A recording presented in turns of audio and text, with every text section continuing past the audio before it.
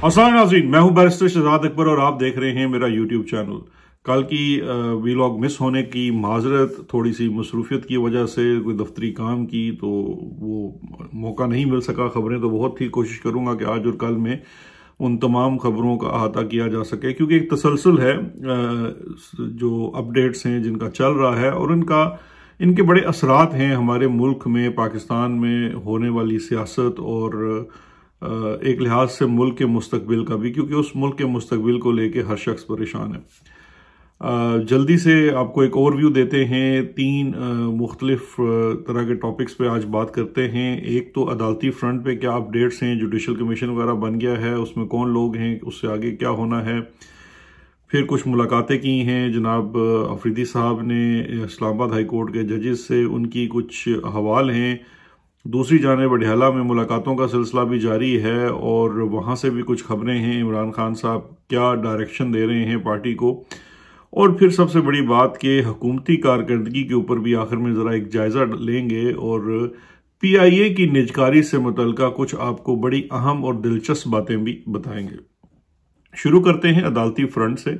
अदालती फ्रंट के ऊपर अगर आप देखिए तो बड़ी अपडेट यही है सबसे कि जो जुडिशल कमीशन है उसकी तश्कील हो गई है और उसमें जो हुकूमती और अपोजिशन के नुमाइंदे जो हैं वो नॉमिनेट कर दिए गए हैं, उनके नाम भेज दिए गए हैं, जिसमें हुकूमत की तरफ से जो ट्रेजरी बेंचेस हैं उनके जो दो नुमाइंदे हैं, एक फारूक नाइक साहब हैं और दूसरे आफ्ताब शेख हैं जो नून लीग से हैं और जेहलम से उनका ताल्लुक है। वैसे तो फॉर्म 47 के जीते हुए हैं, लेकिन इंटरेस्टिंगली ये चॉइस मुझे नवाज शरीफ की लगती है, क्योंकि मियाँ साहब जो हैं वो बाहर कैफ अपना कोई ना कोई बीच में चीज़ डाल के रखे हुए हैं। दूसरी तरफ फारूक नाइक जो हैं वो दरअसल कह लीजिए कि जरदारी साहब की चॉइस हैं।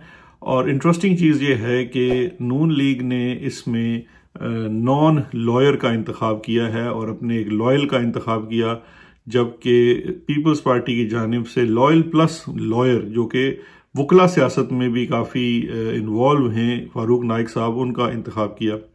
इसके साथ साथ नून लीग से मिलते हुए ही पाकिस्तान तहरीक इंसाफ ने जो दो नाम नॉमिनेट किए वो जनाब शिबली फराज और उमर अयूब के हैं। दोनों नॉन लॉयर हैं, नॉन लीगल हैं और ये एक बड़ा इंटरेस्टिंग है। इसका मतलब ये है कि चाहे वो नवाज शरीफ साहब हों या इमरान खान साहब हों, उनकी जानिब से जो नॉमिनेशंस आई हैं वो पॉलिटिकल लोगों की आई हैं, वकला की नहीं आई हैं।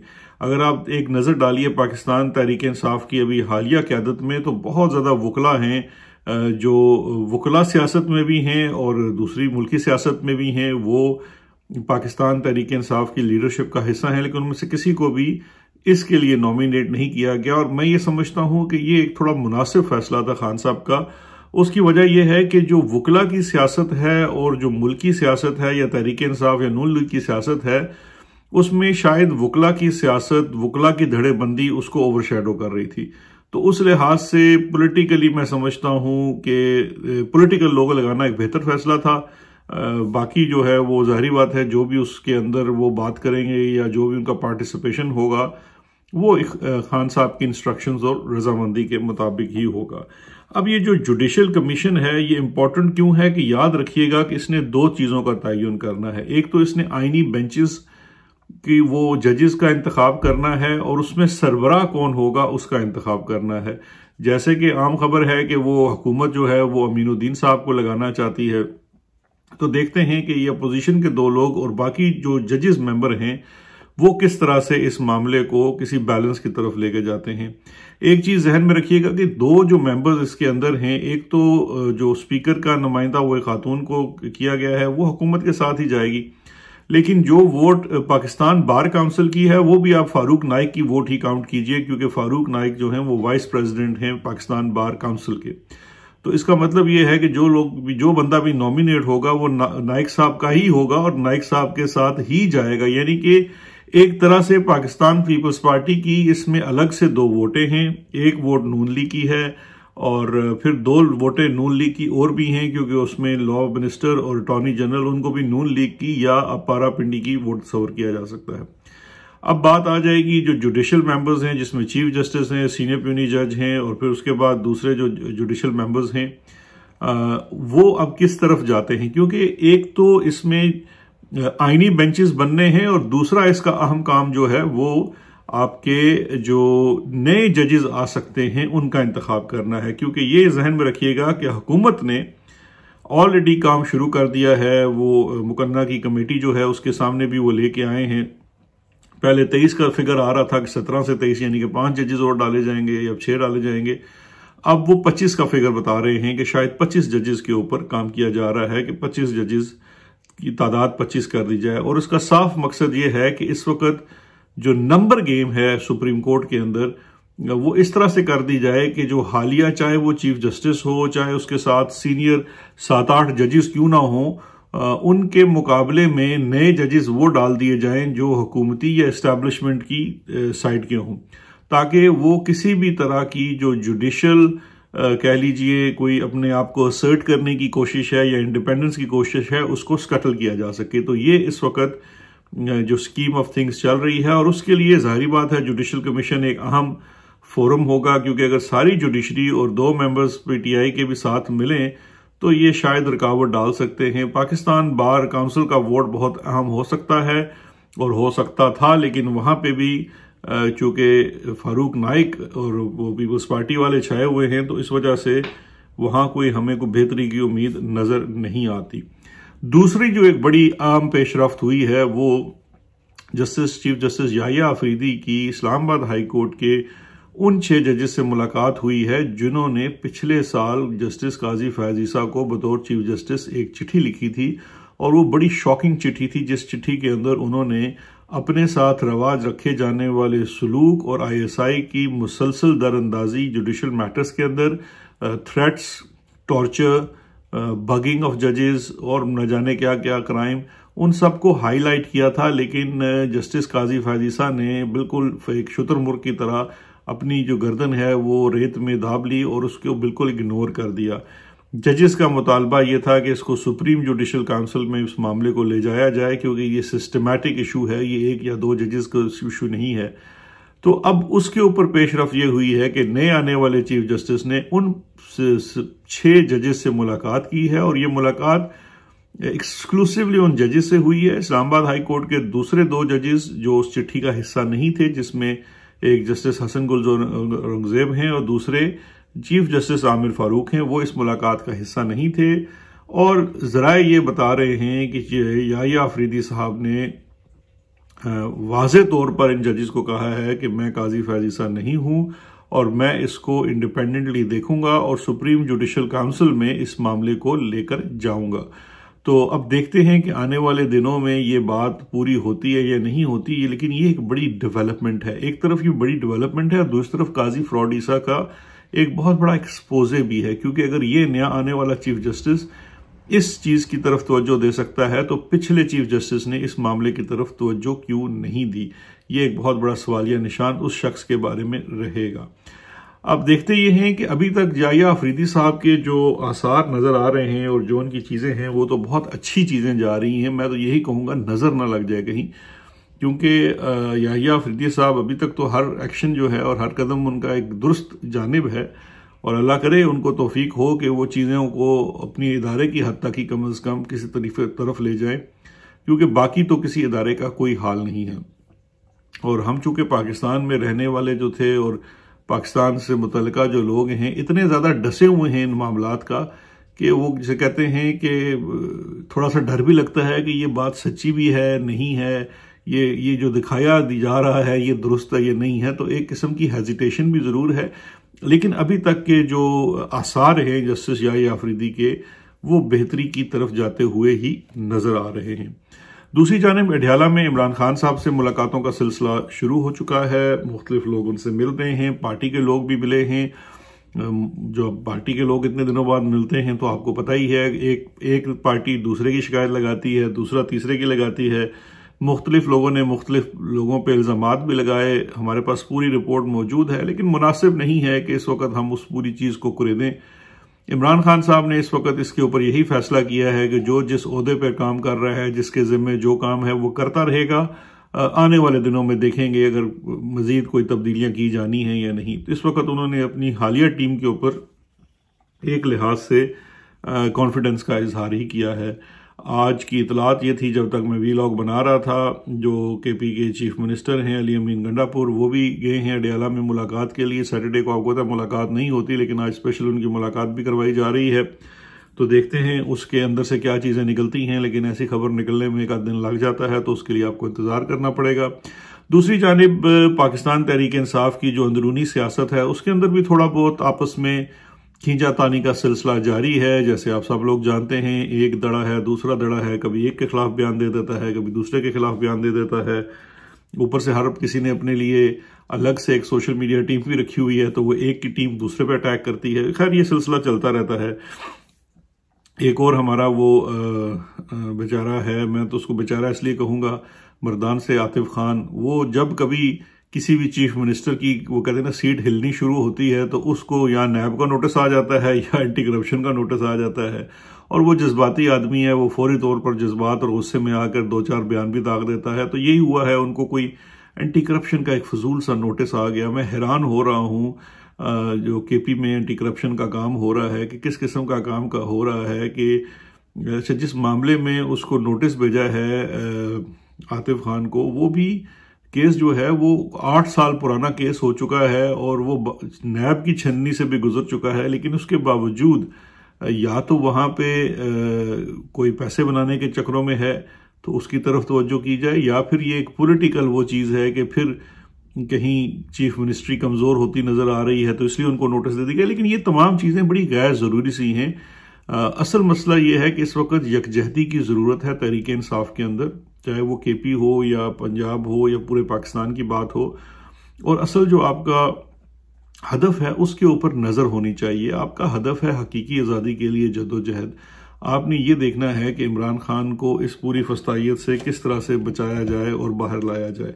फिर उसके साथ साथ आपने ये देखना है कि पाकिस्तान में जो आइन की बहाली है वो कैसे होगी, क्योंकि इस वक्त जो फस्तायत का निज़ाम है वो पूरी तरह से काबिज हो चुका है हर शोबा ज़िंदगी के ऊपर। और उसके चुंगल से निकलना कोई आसान काम नहीं है, क्योंकि आप जानते हैं कि इन तमाम चीज़ों का जो महवर होता है या जो सेंटर पॉइंट है वो तो एक अपॉइंटमेंट है चीफ ऑफ आर्मी स्टाफ की, और वो अपॉइंटमेंट तो पहले 3 साल की होती थी, अब तो वो 6 साल की, जिसे कहें कि माँ के पेट से लिखवा कर आते हैं। तो अब उसके होते हुए चीज़ों को कैसे बेहतरी की तरफ लेके जाना है, फोकस हमारा उसके ऊपर होना चाहिए बनिस्बत इसके कि आपस की लड़ाइयों के। तो खैर ये अभी मामलात इसके ऊपर फर्दर अपडेट्स आती रहेंगी, उससे आपको आगाह करते रहेंगे। अब आते हैं एक इंटरेस्टिंग खबर भी कह लीजिए और उसके ऊपर कुछ बैकग्राउंड स्टोरी भी है, वो है जनाब PIA की निजकारी की। अब हुकूमती हमारी कारकर्दगी इस तरह की है कि आप ये देखिए कि पूरी फौज को लगाकर एक SIFC का वो एक निज़ाम बनाया गया कि SIFSC करेंगे और उसके अंदर पूरी फौज बिठा दी गई और फिर जनाब उससे बैरूनी सरमायाकारी आएगी, ये होगा वो होगा। अब इस मामले को भी तकरीबन 2 साल हो चुके हैं। इन 2 सालों में टोटल जो बैरूनी इन्वेस्टमेंट आई है वो एक पेट्रोल पंप लगा है जिसके ऊपर नाम है अरामको का। उसमें भी जो उनके पार्टनर हैं वो लोकल ही एक पुराना वो जो ऑयल पाकिस्तान का वो जो ओलिगार्क है वो ही है, शायद गो कंपनी थी उनकी या कुछ और इस तरह की कंपनी थी, और उनके भी बड़े किस्से हैं। खैर, तो एक तो वो पेट्रोल स्टेशन लगा है, अंदाजा कर लीजिए कि वो कहते हैं ना कि बात करोड़ों की और अरबों की हो रही थी, और अभी हुआ क्या है, एक वो स्टेशन लगा है और एक वो कंपनी है सऊदी अरेबिया की अलबैक चिकन के नाम से, यानी कि वो एक KFC की नई दुकान खुल गई है पाकिस्तान में, और वो भी महज अभी एक ही ब्रांच खुली है। चलें उससे क्या हो जाएगा, लेकिन इसको ये है टोटल इनकी कारकर्दगी। दूसरी जानिब निजकारी के लिए जनाब बाकायदा एक बहुत बड़ी शख्सियत को वजीर लगाया गया निजकारी का, और उन्होंने निजकारी करनी थी, प्राइवेटाइजेशन करनी थी।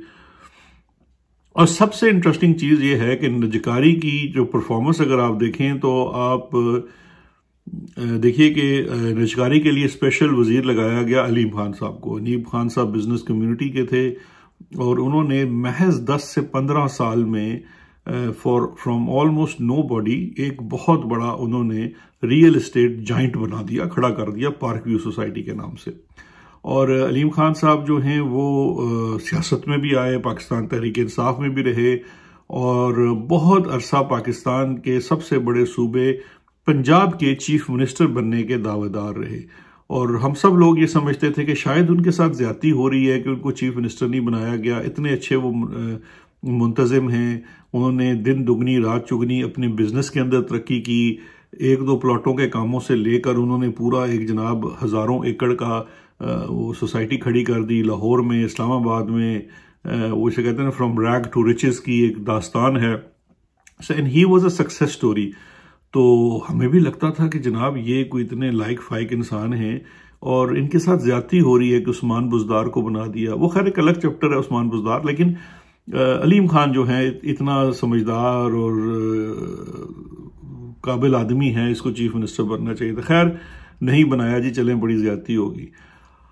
अब इस हुकूमत ने और पूरी फौज ने उनको निजकारी का वजीर बनाया और निजकारी में जो सबसे बड़ा एसेट जिसकी निजकारी करनी थी वो था पीआईए। पीआईए एक ऐसा ब्लीडिंग वो हाथी है पाकिस्तान की एसेट्स का, जिससे फायदा तो कोई है नहीं, लेकिन ये तवातर के साथ आपका नुकसान कर रहा है। तो मैं ये चीज कि प्राइवेटाइजेशन पाकिस्तान एयरलाइन की होनी चाहिए, ये तो उसमें कोई दूसरी राय नहीं है। इससे बड़ा तो एक ब्लीडिंग एसेट है ही नहीं पाकिस्तान में, क्योंकि हुकूमत जो है वो मैनेजमेंट नहीं कर सकती, बिजनेस नहीं कर सकती, खासकर हमारी हुकूमत तो नहीं कर सकती।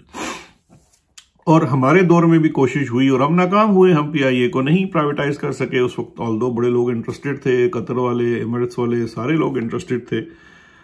खैर उस वक्त वो कभी एक स्कैंडल बन जाता, कभी दूसरा इशू आ जाता, कोविड आ गया, वो प्राइवेटाइज नहीं हो सका। बाय द वे खान साहब ने वजीर भी बहुत माठा लगाया हुआ था, वो जो रात को छुप के नवाज शरीफ को टेलीफोन भी करता था।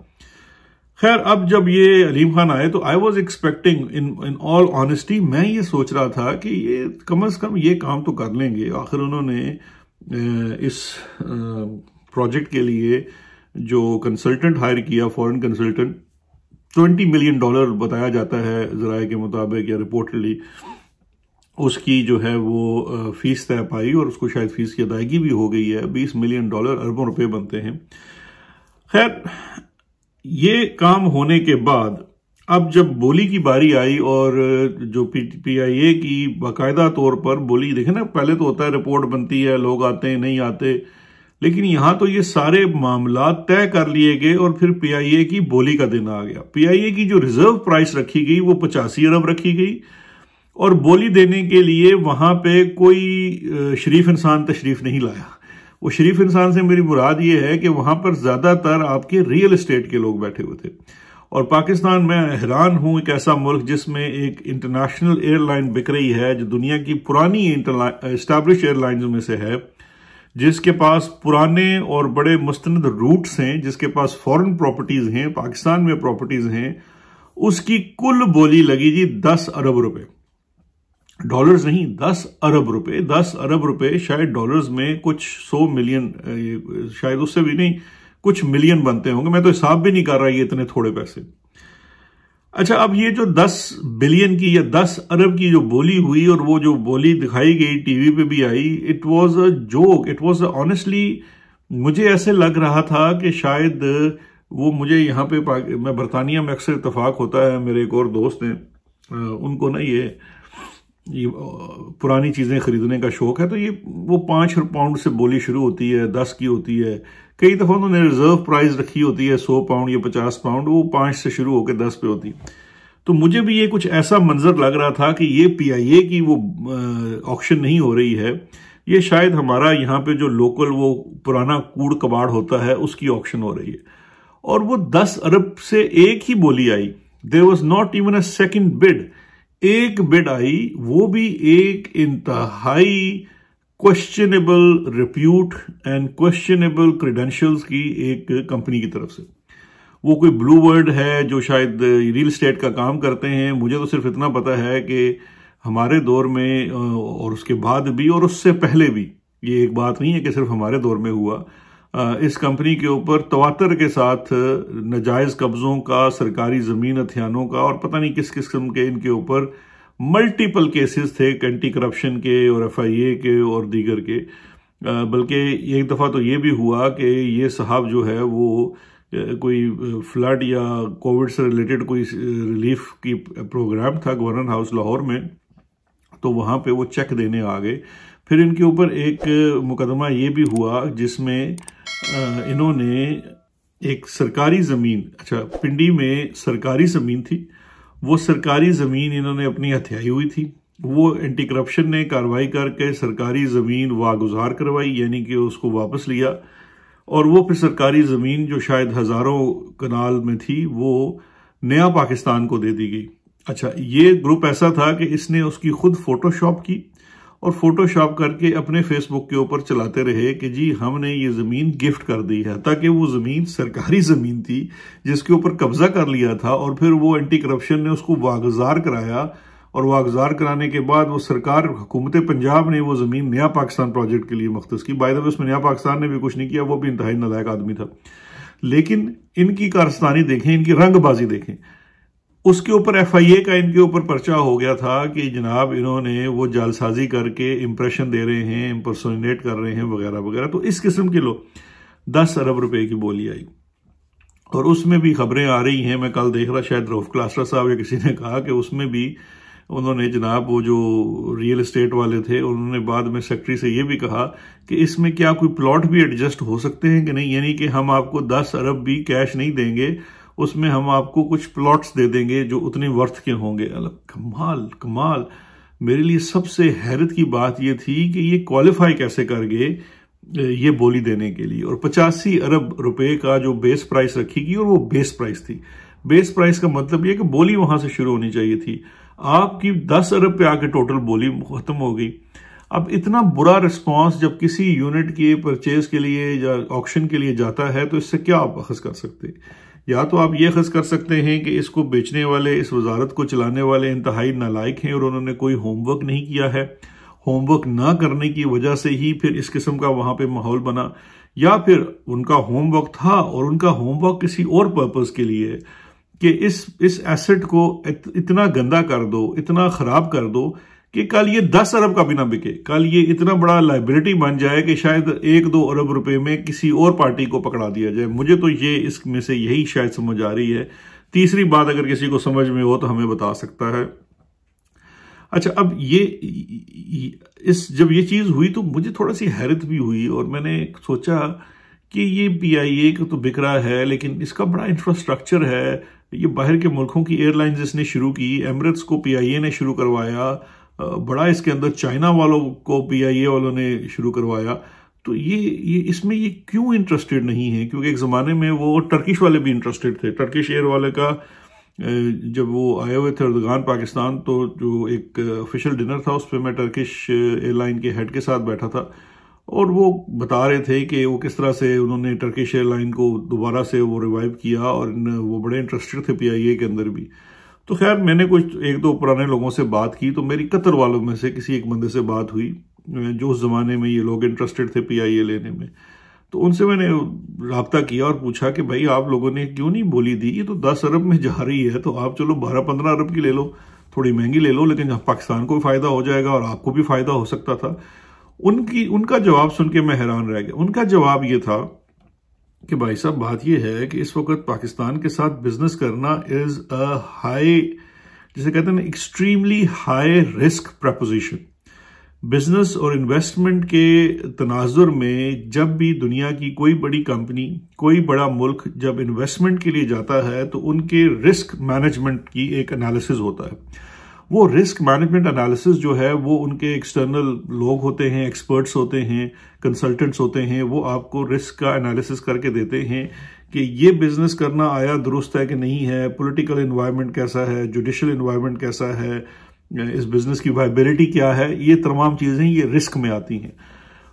वो ये कहते हैं कि जनाब इस वक्त पाकिस्तान के साथ बिजनेस करना, फिर पाकिस्तान में सरकार के साथ बिजनेस करना, ये दोनों चीजें जो हैं इस वक्त एक्सट्रीम हाई रिस्क में हैं, और उसमें इतने वेरिएंट्स हैं जिसकी वजह से कोई भी फॉरेन इन्वेस्टर जो है वो पाकिस्तान के अंदर आज की हालात में इन्वेस्टमेंट नहीं करेगा। तो इसको अगर आप आसान जुबान में एक्सप्लेन करें तो वो ये है कि पाकिस्तान में इस वक्त कोई रूल ऑफ लॉ नहीं है, ड्यू प्रोसेस नहीं है, जुडिशरी आजाद नहीं है, law and order under control नहीं है, हुकूमत की लेजिटिमेसी सबसे बड़ा सवालिया निशान है, हाल में होने वाले इलेक्शन सबसे बड़ा हालिया निशान है, पॉलिटिकल रियलिटीज से हुकूमत और जो इस्टेब्लिशमेंट है वो आंखें मोड़े बैठी है। उस पॉलिटिकल रियलिटी का नाम इमरान खान है। अब इन तमाम वेरिएंट्स के होते हुए जो फॉरेन इन्वेस्टर है वो कतराता है पाकिस्तान के अंदर कोई भी किस्म का काम करने से। इसमें चलें ठीक है कि PIA की वर्थ उतनी नहीं होगी जितनी हम तसव्वुर कर रहे हैं, लेकिन इसमें बिजनेस तो है और इसमें एक पूरा देखिए पाकिस्तान का सबसे बड़ा एक्सपोर्ट इसके अपनी ह्यूमन रिसोर्स है और वो ह्यूमन रिसोर्स ट्रैवल करती है, आती है, जाती है और डायरेक्ट फ्लाइट्स तो सिर्फ PIA के पास हैं, लेकिन कोई इसलिए नहीं आ रहा। वो तमाम फैक्टर्स जो मैंने आपको निशानदेही की हैं। और जब तक political stability, judicial processes in place नहीं होते, कॉन्ट्रैक्ट की वो जो वैलिडिटी है नहीं होती, इंटेलिजेंस एजेंसियों की बदमाशियां खत्म नहीं होती, उस वक्त तक पाकिस्तान में बिजनेस और फॉरेन इन्वेस्टर का आना बहुत मुश्किल है। ये जो जितनी कार्रवाइयां कर रहे हैं ये मासवाए जिसे कहना चाहिए ना कि वो मीडिया में अपनी कारस्तानी दिखाने के लिए, उससे ज़्यादा कुछ नहीं है। और उसमें भी दिखाते दिखाते अपनी बेइज्जती करवा लेते हैं जिस तरह से ये PIA वाली करवाई। तो लिहाजा आजकल के हालात में आपके बड़े बड़े जो रस्तू पिए हैं वो भी नाकाम हो जाएंगे। अलीम खान साहब को भी आपने नाकाम कर दिया और PIA की निजकारी और उसका पूरा जो प्रोसेस था, it has not only turn into a failure, बल्कि ये एक वो डिजास्टर जोक बन गया है जिस पे पूरी दुनिया हंस रही होगी कि पाकिस्तान 24 करोड़ की अवाम वाला मुल्क अपना नेशनल एसेट PIA अपना एयरलाइन बेचने गया और उसको महज 10 अरब की बोली लगी, वो भी एक क्वेश्चनेबल रियल एस्टेट की तरफ से। अब इसी के साथ इजाज़त दे दीजिए क्योंकि अब किसी कहते हैं ना कि दिल इस वक्त इजाज़त नहीं दे रहा कि मज़ीद इसके ऊपर कोई बात की जाए। व्लॉग भी आज का लंबा हो गया। अपना ख्याल रखिएगा। मज़ीद खबरों तजियात के साथ फिर हाजिर होंगे। शुक्रिया, खुदा हाफिज़।